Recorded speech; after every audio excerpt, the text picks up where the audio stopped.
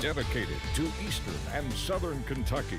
This is WYMT Mountain News Weekend Edition. Good evening, I'm Keaton Hall. We start tonight with an accident on Hal Rogers Parkway near exit 56. This is a developing story happening right now. Jeff Combs, Perry County Deputy Coroner, was able to confirm to us that the road is currently closed. Combs also said there are injuries and entrapment. This is a developing situation and we're still waiting to confirm more details on this. Thank you to our viewer Kyle for safely submitting this video to us. People are advised to find a different route that does not go towards exit 56 on Hal Rogers Parkway. We'll update this story with more information when we get it on our website, WYMT.com. Well, tonight, a Central Kentucky horse trainer celebrating an impossible Derby win tells us it still feels like a dream. Rich Strike and trainer Eric Reed woke up this morning as Kentucky Derby champions. Against all odds, the horse was 80-1, but you can see them soaking it all in early this morning at Churchill Downs in Louisville. Tonight, horse and trainer are back in Central Kentucky, and Jeremy Toms is in Reed's hometown of Versailles with more on what it all means to him and his team. It's been nearly a full day since Rich Strike crossed the finish line and first at Churchill Downs. But his trainer Eric Reed tells me that he's still in disbelief at the fact that he's brought home a Derby-winning horse to his farm today. Reed and his father Herbie tell me they both couldn't get any sleep last night. They're still waiting for this improbable win to sink in. Up until the day his barn at Mercury Equine Center burned down in 2016, Eric Reed says he thought that was the pinnacle. So he says for him to climb back up from that terrible loss and get even higher is unimaginable. Reed says it's a life-changing win, not just for him, but for everyone that's a part of his team. When I got there, my bucket list was to get those guys to make the walk so they could walk around and tell everybody, you know, we've been there. I never thought that, you know, we were going there and come out holding the trophy. I hoped we could. I thought my horse was realistically had a chance, but the goal was just to get in it, and it took everything we had to get in it. I also asked Reed what's next for Rich Strike. Will we see him at the post for the Preakness? Reed says they'll know once they get him back out on the track whether or not 2 weeks rest is enough time, adding that they'll always make a choice in the best interest of their horse. In Versailles, Jeremy Toms, WKYT. Several local business owners say they experienced a boom in business in the days leading up to Mother's Day. The owners of the shops on North Main and Hot Mess Express 606 in Hazard say sales have increased over the past week, with shoppers even braving dreary weather to find gifts for their mothers in their lives. People are just getting out. People are tired of COVID, so like and now they're finding us, so they're finding all these clothes. They're like, oh my gosh, we finally have somewhere in Hazard we can shop. Like it's pretty amazing. Co-owner of the shops on North Main, Rhonda Brewer, says she's been striving to create a place for shoppers to find big brand items without having to leave Hazard.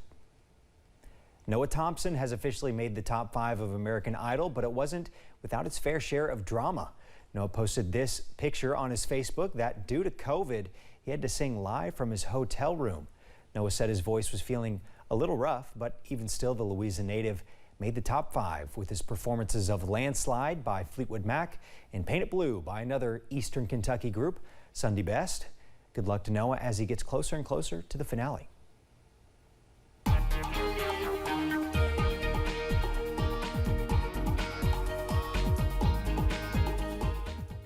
Well, the weather is quiet across the mountains tonight for your Sunday. Here is a live look over at I-64 in Moorhead.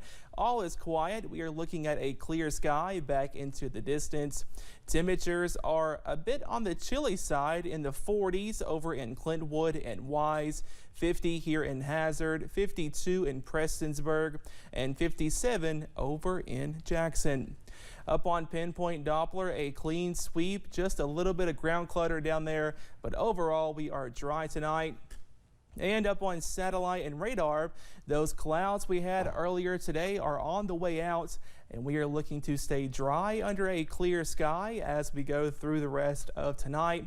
It will be another chilly night across the mountains, especially for this time of the year. But like I mentioned, the weather stays dry. We stay under a clear sky.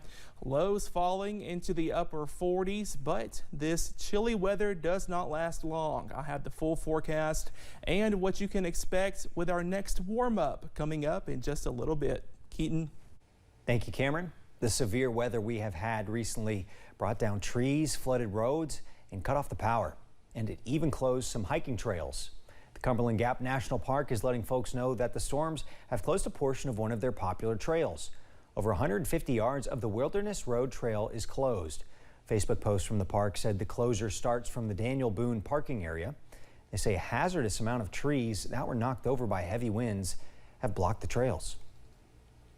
One community in Pike County is mourning the loss of a beloved volunteer, friend, mother, grandmother, and cook. WYMT's Jordan Mullins has more from Pikeville Community Kitchen volunteers who shared their stories on the life and legacy of Janet Newsom. 72-year-old Janet Newsom of Pikeville died on Friday, May 6th. A loving mother and grandmother, those who knew her say she was one of a kind. She was a giving lady. She loved her children and grandchildren, and she just smiled. She'd smile all the time. A woman of God and a wonderful cook. Janet was a wonderful lady, wonderful woman of God. She had a great heart to help people, to be a servant to others. Wonderful cook, probably one of the best I've ever ate from, and that's saying a lot. Newsom volunteered in the Pikeville Community Kitchen and served thousands of meals to those in need throughout the region. She really loved the community kitchen and Kathy. She really did. And we loved her, and we're going to miss her. And her fellow volunteers say she had a heart of servitude. She is the kind of person that I would strive to be like. If I would want to be like anybody, she's one of those on the top of the list. Have the heart of gold that she had. And as someone folks could learn from. I think that if the world had more people like her in it, this world would be a lot better place to live. Newsom was a light to her community that will continue to shine. In Pikeville, Jordan Mullins, WYMT Mountain News.